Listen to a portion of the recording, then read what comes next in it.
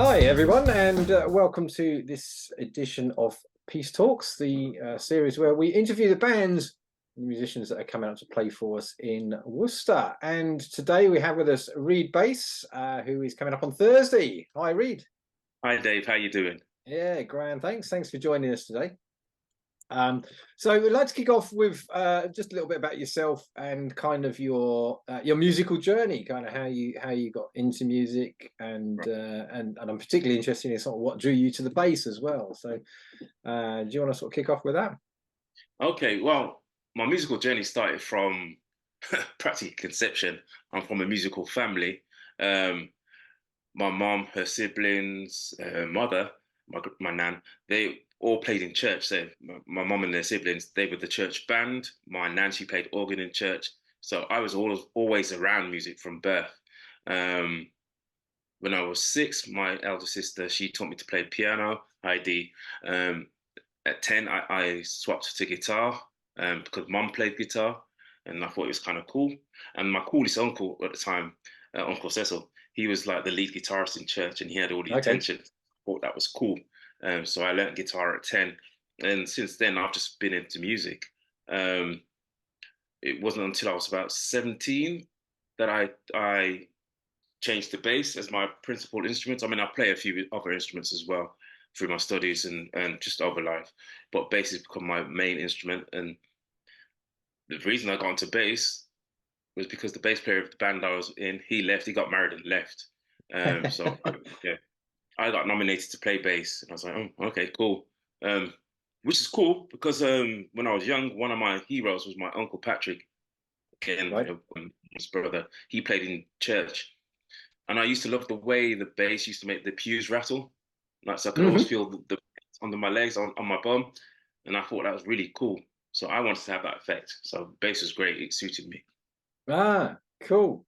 Yeah, it's quite interesting how some people sort of pick the bass and go for it, and then Yeah. and then others are kind of sort of fall into that. I remember so I got into playing bass years ago through Mark King and Level 42, but even Yeah. he kind of they as the story goes with that band, I think they were all drummers to start with, Yeah. and it's Yeah. like, well, we Yeah. can't all play drums. So sort Yeah. of Mark sort of ended up taking on the bass and And sort of became pulled me mocking into as that. well. So Yeah. um, That's yeah, it's cool. So so I guess that was sort of like with music being around all the time, you're kind of a lot of that education and learning was kind of quite informal. Did you do any sort of formal study music as well? Yes, I did. I went to college, did my A levels in music, went to Birmingham Conservatoire, got my degree in music, and I'm still studying music now, just for my own pleasure. So yeah, it's yeah. The informal part is a big part of my life, and I have to say it Yeah, was a major part of my life. And I remember Jacko once saying he was formerly self-taught, and I think that describes me. I was formerly self-taught. right. So you sort of great. You're born in Birmingham, growing up Right. in Birmingham and around there. So what was the scene like? Obviously, you got your musical introduction was sort of through the church and that. Yeah. What was the scene like in Birmingham, sort of like when you was growing up, and Okay. for gigs and for other musicians and such. Well, as I said, I grew up in the church, so my formative musical years was always around church. And at that time, there was lots of gospel concerts in and around Birmingham. Local churches used to put on these concerts and other performances. I was in a band with my family, with my siblings, my sisters and my brother. So we got to perform at all these churches around the city. And even sometimes, I remember we went to London and Manchester as well, performing. So Cool. a bit of a little national thing happening.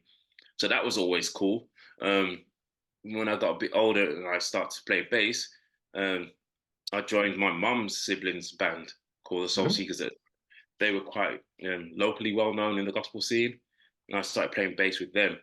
And that kind of really, stepped me up another level to, wanting to pursue this as a profession.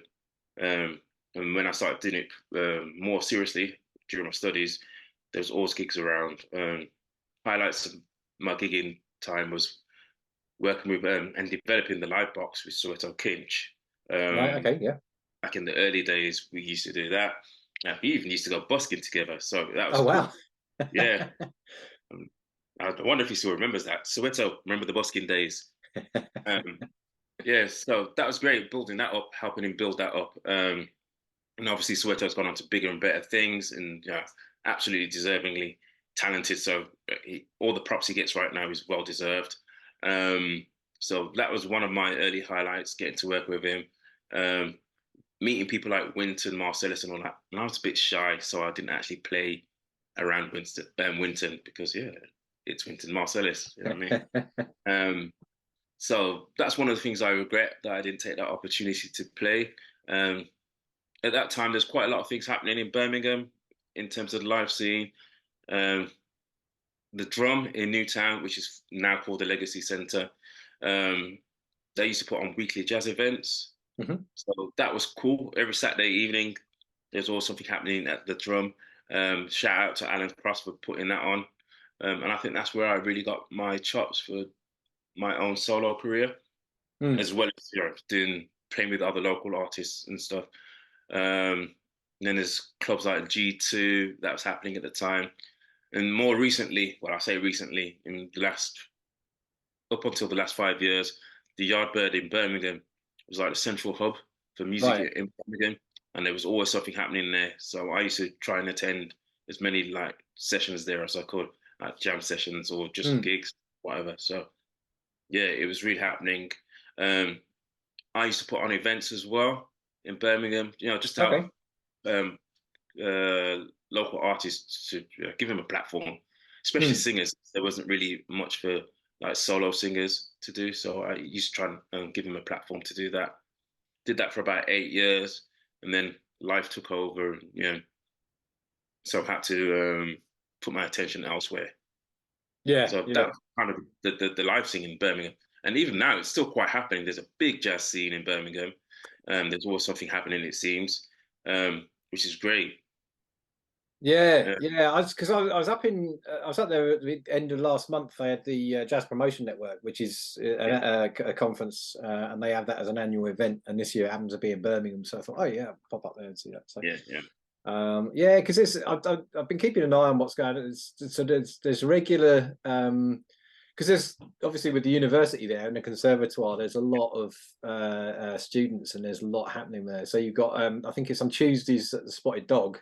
that's right. Yeah, So I've been to a couple down there. There's upstairs at Cherry Reds, I think, has just started up again yeah, fairly recently. So that's weekly, I think, on Wednesdays.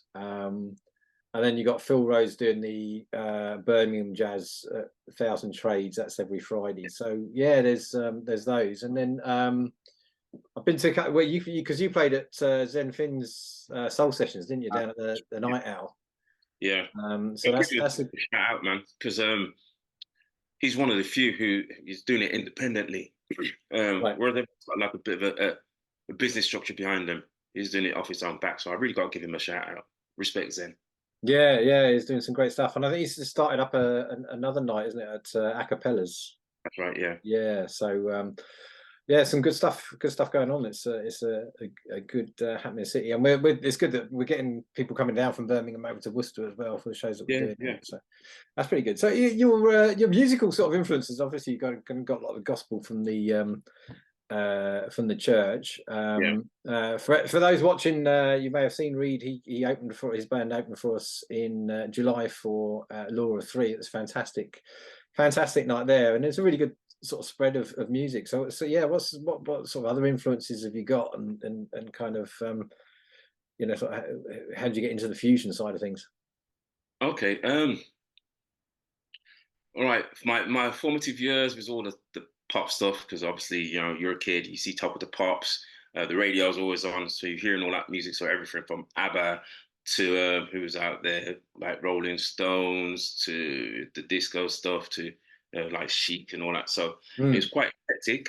Um, Mom and Dad they played a mix of gospel, so Jamaican style gospel, American style gospel, and country gospel. So we listened to like Elvis's gospel stuff. Jim Reeves had a few gospel stuff.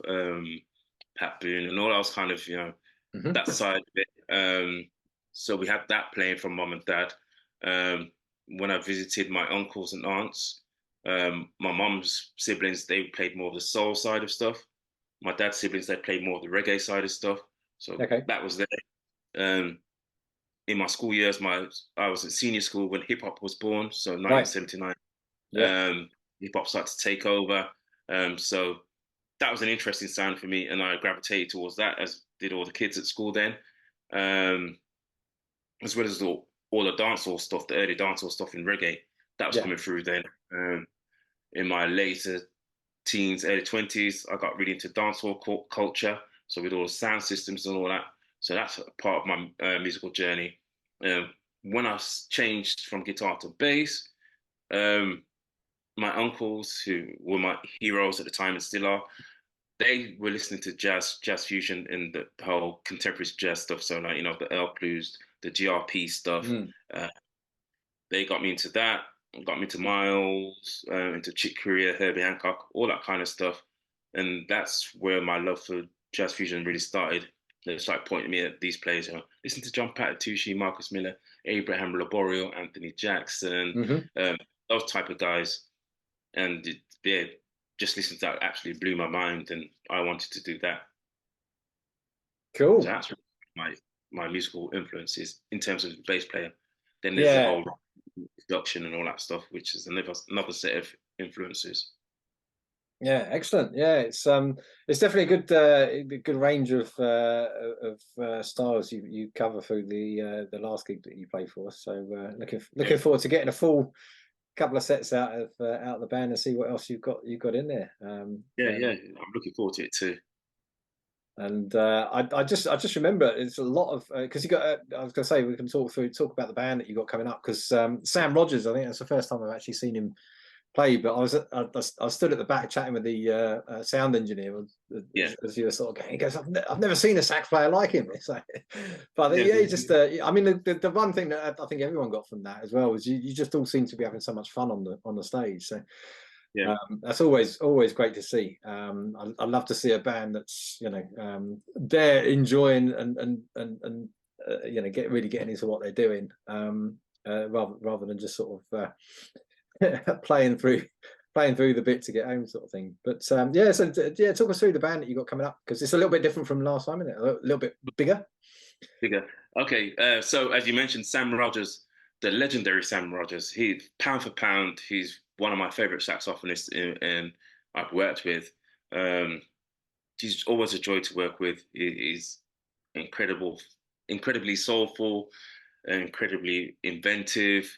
Um, and yeah, he has a big sound, great personality. So Sam's on sax. Um, my day one on drums, Leon Small. Known him for, I was trying to work it out and I ran out of fingers and toes for how long I've known him. So he's on drums with us, incredible musician. He's not just a drummer, he's a musician. Um, he's recently come off tour with, was he with Shalimar? I think he was with Shalimar this time. Okay. So yeah, so it's great to have him on this set. Um, we have Faisal Ahmed on keys.